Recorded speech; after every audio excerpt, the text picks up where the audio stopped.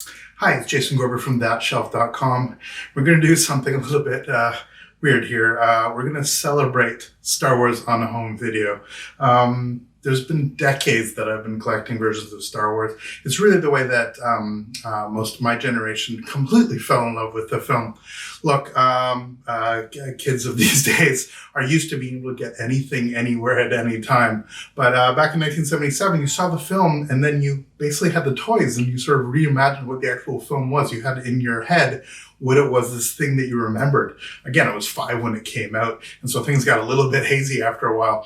But it's funny, every time I would see the film, I would get not only something more out of it as I was growing, and I was getting more of the thematic elements sort of coming to the fore, but it would also be an opportunity to actually sort of delve into more deeply my own memories of it and recognize sometimes how wrong I was about what I was remembering about a particular thing or character. Confusing sort of, it's like when you confuse dream with reality. It's when you confuse you playing with your figures with what's actually transpiring on screen. So there's lots of different versions. We've had innumerable formats that have been available for home. There was 8mm sort of short versions that you could actually buy. We never had a projector like that. Little 16mm. I know people own 35 prints of the originals. And again, there's a whole nother video to make about what counts as the original, especially when it comes to something like Star Wars, where even in the first month of release, I think there was 4 different sound mixes that took place. To say that films escape and are never sort of modified again, certainly Star Wars is an excellent example of where that is not the case. Anyway, really my home media format was a format that not many people know about. It's actually called CED. This is a CED disc. Here's Star Wars. I have Empire Strikes Back. Return of the Jedi actually came on 2 discs. And believe it or not, this is the format that I grew up with before VHS. You would go to the library and actually get a player, and the mechanism actually slides in, goes through, and you're sort of good to go from there. If I open this without it taking too much time, you can actually see the magic of what this format is. It's obviously an analog video format, and it's a pain to release if you don't have the mechanism to do it.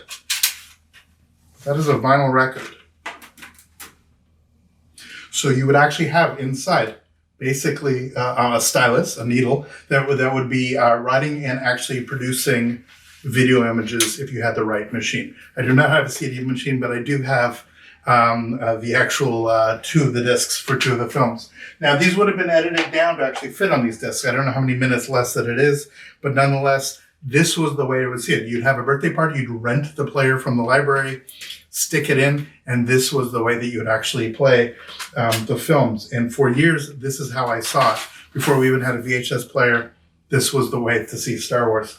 After that, there was obviously numerous VHS releases of Star Wars. I have a pile here. If you look at, these are actual rental copies of CBS Fox home video releases, Return of the Jedi and Empire Strikes Back again. These I was just given by somebody who was getting rid of them. You can see this still the rental thing. Back in the day when you would go to video stores and actually rent VHS, this is what you would do. But for me, the sort of the biggest deal when it came out, and actually something that changed not only the way that I view Star Wars, but the way I view all films, was the recognition that the way I'd been watching it all this time in pan and scan wasn't the way that it was actually meant to be.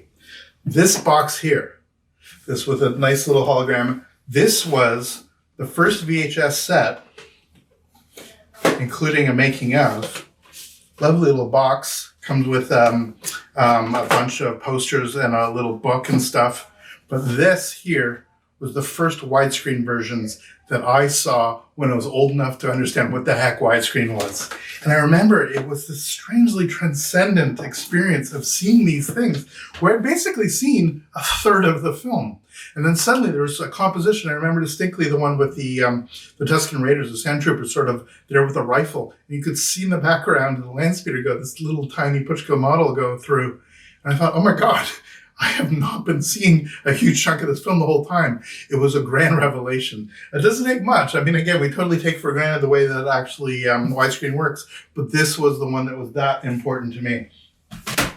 This was never actually my original Laserdisc, and we'll get into the whole Laserdisc set in a moment, but this would have come out at the same time as those sort of middling pan and scan VHS versions came along. I'll open up a Laserdisc for those that aren't aware about this technology, but I had heard about this stuff. But this wasn't really what got me into this format. That would be this big guy. So people have probably heard of this. This is the definitive edition. This is, quote unquote, the original versions, the non-special edition versions of Star Wars on Laserdisc. Potentially the best format, at least in terms of audio, that we're ever going to get on home media, especially as it looks more and more increasingly likely that we're simply never going to get the original cuts other than the bootlegs. That's a whole nother conversation as well. This version, I first dreamed about when it came out. And listen, again, I had switched obviously to VHS. There was all kinds of VHS going on at the time. But Laserdisc was sort of like somebody who owned a Ferrari. Like the people, like the cinephile of cinephiles would have Laserdisc. And it just seemed to me insane, something that was completely untenable for me to ever own. I actually bought this. This is the last copy that was being sold from HMV in downtown Toronto, 333 Yonge. And I got it, I think it was $300 back in the mid-90s. This is what a Laserdisc looked like. Now let's step back a little bit. In the early 1980s, before I even saw CDs, we did a school trip to some science fair or wherever it was. I don't even remember where we went. But I remember somebody pulled this out and I thought, this is the future. This is literally when you see stuff when you're a kid and you like spaceships and Jetsons vehicles and we're all going to have robots and flying cars. I saw this. I'm like, oh my God, it's a record, but it looks like a hologram. This is incredible. This 12-inch disc. This is a CAV, which means there's only half hour per side. So it flips. If you have a player, it actually, the mechanism works. There's, again, many videos to do on the technology of Laserdisc. But nonetheless, this was the dream. This was literally considered the definitive version of Star Wars. It had audio commentary from some of the filmmakers that actually contributed. People like John Ralston and Dennis Muren contributed interviews only available here. I was in Sweden in the mid-90s, staying at a friend Anders's house, and he owned this. I mean, he was the only person that I knew crazy. Now, in fairness, this guy also owns a DeLorean, so he's that kind of guy that just has stuff. And I was staying over at his place, actually, at his parents at the time, and they had a Laserdisc player, and they had this. I thought I'm never going to have an opportunity, so I sort of got up in the middle of the night and just went through as much of it as I could. I was just gorging on the content of this, thinking I would never have an opportunity to do it again. When I came back, my first DVD player was actually a DVD Laserdisc hybrid. And I was spending a lot of time, while I was at grad school, I should have been working a lot of time, basically buying out video stores of their Laserdiscs as they were getting rid of. It's how I ended up with like a couple hundred Laserdiscs. But this one actually bought sort of at the end of the road when this came out, again, as the big set. Obviously, as I said, these are the 1977, 80, and 83 versions of the films. It came with a giant hardcover book, a beautiful book. I'll try not to ruin this as I put it back in here. Came with the Lucas Creative Impulse book. This is what you would get back in the day when you actually would buy large box sets. And a bunch of other elements. Now, in terms of the quality, again, you can get super nerdy about what it was. The master for this is a non-anamorphic D1. Which will show up in a moment. But the deal with that was that if you show it on a 4:3 screen, it was properly letterbox. If you show it on a modern 16:9 television, it's actually a window box. So the image is 4:3 with bars on the side. So if you see it on a modern 16:9 TV, you basically have in the middle a widescreen image with black bars on the sides and black bars on the top. If you zoom in, obviously the image deteriorates even further. But that's about it. That's about, in terms of what we have readily available, that definitive edition and the D1 Master, which was put on another release, is about all we've got for that version. Now, of course, I was crazy. So when the special editions came out post-97, I pre-ordered from HMV. That's $170.99. And this was the special editions available, again, on Laserdisc. I had bought the player for the definitive edition, had collected many more discs than them. And then when this came out, I pre-ordered from HMV. And out of a sense of shame, I sort of left the sticker on here. There are a bunch of other Laserdiscs that sort of played a role. Obviously, I showed you the 20th Century Fox, the original Fox Video one. Here's a Fox video of Return of the Jedi. But this was a big one. This is a very rare disc, actually. The Japanese release of Phantom Menace. Now, we can, again, go on about my lunacy of seeing Phantom Menace some 56 times in theaters, 8 times on opening day. But nonetheless, I actually dig this film. I really do. And to buy it this way, this is weirdly the only way you can get the theatrical version of this. Because once again, after this, Lucas actually foots with it even further. Obviously, the Yoda's different, but the podcast edit, all of that elements, this is the best, essentially, theatrical version that you can get. It was available on VHS, and it was available on Laserdisc. This does have Japanese subtitles. It is window box, but sound-wise, Laserdisc was always spectacular. And the Dolby Digital mix on this is fantastic. Much better, actually, than the DVD. Now that we have Blu-ray and 4K, things are a little bit different. But this DVD, the Dolby Digital THX certified version of this mix is actually quite beautiful. I used to actually test with a friend, Chad, my subwoofer, using this. We would just unplug all the other speakers, play the pod race, and see how that also worked out. Now, another very rare Laserdisc that we have that I actually purchased, this is the making of Star Wars, as told by C-3PO and R2-D2, and SPFX, The Empire Strikes Back. Come to think of it, I really should have had Anthony Daniels sign this. Nonetheless, here is 2 making ofs, which are actually relatively hard to find originals of. Obviously, this kind of stuff shows up on YouTube and stuff like that, and then keeps getting taken down. But this was a pretty rare release. Again, I believe out of Japan. God bless the Japanese, who actually were even more obsessive about this stuff than I am. Now, again, to tie it with Phantom Menace, this was the Phantom Menace box set that came out around the same time as the Laserdisc. Importing Laserdisc from Japan was one thing. It came with a lovely book.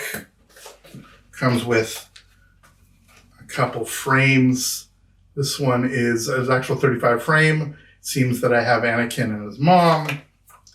And this, I got a Darth Maul going through. And then we have just simply a normal VHS videotape that everybody's familiar with, or at least most people should be familiar with, and a couple cards. So a nice little box, nothing particularly spectacular, but again, I was given this after the fact. I didn't actually buy this at the original time, but somebody, when they're purging their Star Wars stuff, I tend to collect it. Now, back to VHS nonsense. When the actual releases came out, we got super excited about what we were actually seeing with all the widescreen, all these elements. Phantom Menace coming out. Then, obviously, the original Star Wars trilogy came out on the first format, which was DVD. There are multiple versions on DVD. I had many of them, but the one that's probably most interesting is this one. It's in a tin case, and this version, the limited edition version of this on DVD, has the original 1977 version. So this on DVD has an extra disc, the bonus disc, which is the original New Hope, which is the same as the Laserdisc. It's the same D1 master. So it's a non-anamorphic presentation of the quote-unquote original 1977, 80, and 83 versions. Even the title screen does not say A New Hope. It's the original Star Wars crawl and then the original presentation as it went. So this is actually sort of a much more convenient way of playing the Laserdisc equivalent if you don't want to actually pull out a Laserdisc player, you don't have access to it. There's obviously other Star Wars elements. This is the equivalent here. So I have it in an older Star Wars trilogy box. I got rid of those DVDs, but I'm keeping my episode 1, 2, and 3 inside this box. This box was replaced by the tin, but I did keep the bonus material of that Star Wars trilogy. You then have all kinds of other weird things. I could go on and on and on, but the ancillary things like Ewoks, I have the Robot Chicken discs, we have all kinds of that nonsense. But eventually, when it came to Star Wars, we would end up with stuff in high definition. Now, the first way that I actually had it on high definition was off HBO broadcasts, which again were non-remastered but interesting versions that actually looked pretty clean of the films in 1920 by 1080. And that is what these are. Those are not familiar. These are bootlegs, of course, because this was never officially released. But these are HD DVD bootlegs of the HBO broadcasts of the first 6 films in the sextilogy, as it were. The first 6 films of Star Wars, the Lucas films of the Skywalker Saga. Now, these look good. They're not amazing, but they certainly look better than Blu-ray in many ways. And again, different cuts, different iterations. And so this did a reasonably okay job of printing labels and doing the like. But nonetheless, just to have this as a sort of bootleg version of this spirit of it to play on another dead format, as it were, is a fun thing to have. When it came to the actual original Blu-ray release, that's this. This is that complete saga, back when this was the complete saga. A lovely box, actually. Hardcover book with each version of the film. And this came with some spectacular making of documentaries, uncut. A lot of this is available on Disney Plus now. That's a whole other thing with streaming. But a bunch of it's actually either cut down or censored. So this is the way to actually have the original. And you're going to find that more and more with home media releases. It's amazing we have access to basically everything. But here we are actually able to have in our own home without incurring data charges, but actually have it in the way that it was sort of originally released. You then get into the crazy nonsense of the postquels, as I call them, episodes 7, 8, and 9. And there's obviously a number of versions of that. When JJ's Force Awakens came out, this is the original Blu-ray. But this is the collector's edition, which did 2 things. One, it provided actually substantially more in the way of extras and actual supplementary materials, which actually did, for me, make the film a little bit better, frankly. This did a nice job. But again, for this lunatic, the big deal is that this is the only way you could get the 3D version of the film.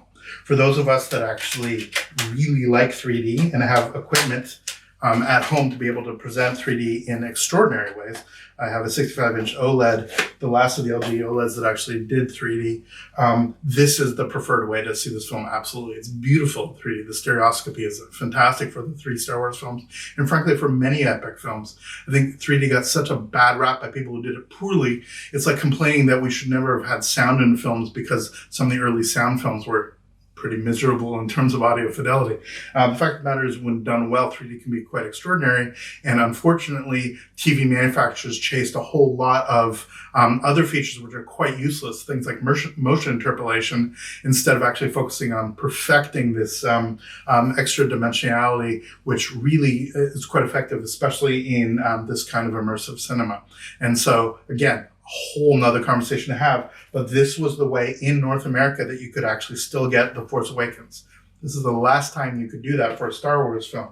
Fact of the matter is that only in UK are they still releasing the films on 3D, and I've actually been waiting for months now for my version of The Rise of Skywalker to show up in 3D, so we're still fingers crossed on that. If you look at The Last Jedi, we have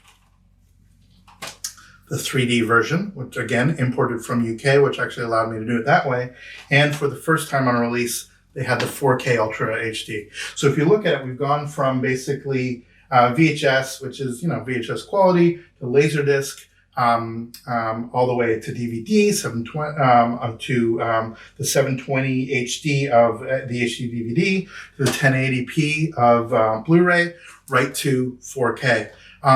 The disc, Last Jedi actually looks quite stunning in 4K. It's the cinematography obviously is quite beautiful. For those that don't love the film, there's nothing I can help with you. As somebody actually really loves Star Wars, I think this is a film that really loves Star Wars. It's as simple as that. And I think it's a quite elegant presentation of this. And yet, the one for me that I'm actually more interested in is frankly the 3D version. So between these two, if I'm just watching it as a standalone, this was always the way I would watch it, and then the 3D version. And finally, you have the in-between films, things like Solo, which I have somewhere, and you have stuff like Rogue One. Beautiful versions. I actually really, really love Rogue One, with this gorgeous book presentation, and again, the only way that you could actually get the 3D version. This was released in North America and allowed me to pick it up. But for the sort of standalone films and a bunch of the new Disney stuff, Again, I'm having to import from Europe, which is costing a fortune. I'll wait and put that back another time. Which brings us to The Rise of Skywalker. This is the new 4K release.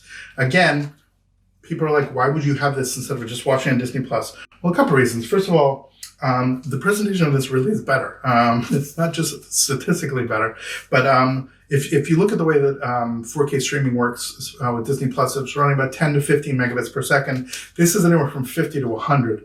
What does that mean? Sometimes when there's a lot of motion, a lot of stuff going on, this simply looks significantly better. As long as you have a properly tuned television, you're actually attuned to what you're actually seeing.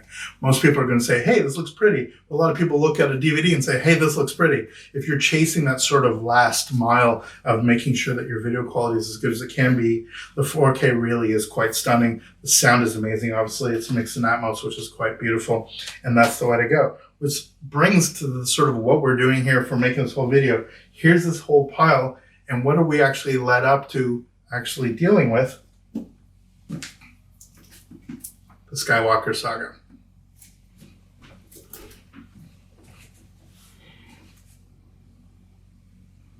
The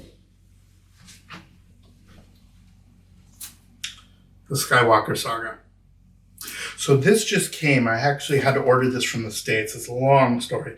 These have been released individually as discs, and I could have bought them that way, but I'm a sucker for a box. What can I say? And a collectible book. So I've yet to open this. This was released Best Buy Canada, and I had an order in, and something happened, and it didn't work out. So I was forced to order it from Best Buy in the States. Best Buy in the States doesn't ship to Canada. I had to ship it to a friend in Seattle. They graciously shipped it to me here. Cost me a fortune. But if you look at all this nonsense, you're like, well, whatever. It's Star Wars. You just keep giving money for that. So this is not something I'm particularly happy to have been forced to purchase in US dollars, paying US shipping and then Canadian GST on top of. But nonetheless, I'm very excited to see this. This is episodes 1, 2, 3, 4, 5, 6, 7, 8, 9. It does not include the auxiliary releases, as it were, things like Rogue One and Solo. I didn't even bring up Solo. Solo I have in 4K and 3D. Solo is Solo. But nonetheless, this I'm actually quite excited about, and I'm about to open it here. We'll do a little bit of an unboxing. So as I take the plastic off, and let my poor cat deal with it. It comes with these cardboard sticky things that I'm actually a big sucker for. You can see that the Death Star opens up. Let's get this out here. Carefully. Ooh, it opens that way. So it actually doesn't unlock. That's kind of fun. And then I pop out carefully. Let's just put this down. You can see the awkwardness of this all. There we go. So the slide of the box is such that it actually permanently attached, so it actually doesn't slide off the side of the box. It's quite nice. There's on the back a bunch of information, some Best Buy branding, the usual. But again, a version of the Death Star from Episode 4, or Star Wars as it'll always be known. You have the book, the Skywalker Saga. On the back, the Lucasfilm logo, which was initiated, I believe, for Phantom Menace. And inside, beautiful storybook. Long time ago in a galaxy far, far away. A Doug Chiang painting of the Naboo starfighter. Beautiful, Doug Chiang. Okay. Ryan Church illustration. I'm correct about that. From episode 2, the crawler. So a bunch of concept art and the discs attached here. Eric Tiemann's doing some concept art from episode 3. That has to be Ralph McQuarrie. It is an original painting from the Falcon. More Ralph McQuarrie. Again, Ralph McQuarrie, beautiful painting, the concept painter. Extraordinary. If you've not delved into his art, it's really, really fantastic. Now we get into the postals, as it were, whose names I don't know quite as well. Andre Wallen did this painting from episode 7. This is Seth Engstrom with a painting from episode 8. Rise of Skywalker, art by Andre Wallen and Stephen Tappan. Looks very much like taking a bunch of stills and doing it, and we just lost some paper. And some making of background, including some Anthony Daniels from the Attack of the Clones background. There we are, a beautiful black and white shot of Phil Tippett with some AT-ATs. George in front of the Death Star 2 model. Force Awakens background scenes, Ryan in the cockpit. There's JJ and our man Adam Driver getting ready to shoot some stuff, and some fun banter between John Boyega and Oscar Isaac, and then finally some stars. And the thing that fell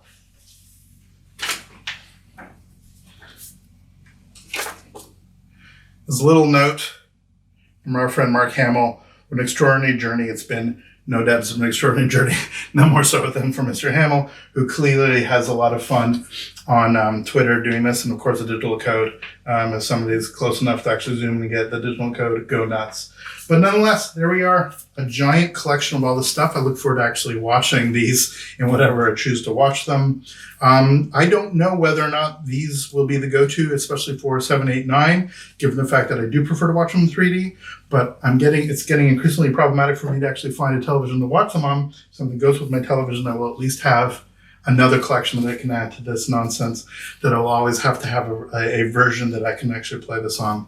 So there we are, the Skywalker Saga, the 9-disc set in 4K UHD. The discs I should show just for fun, because who knows how it actually plays out. The artwork, exactly as you'd expect. And it's actually quite nice when you pull it out on the tab. It actually shows here which disc actually goes. The artwork's actually down there. So it looks like a quite lovely layout. I could have bought them as individual discs, but obviously this is the way to go.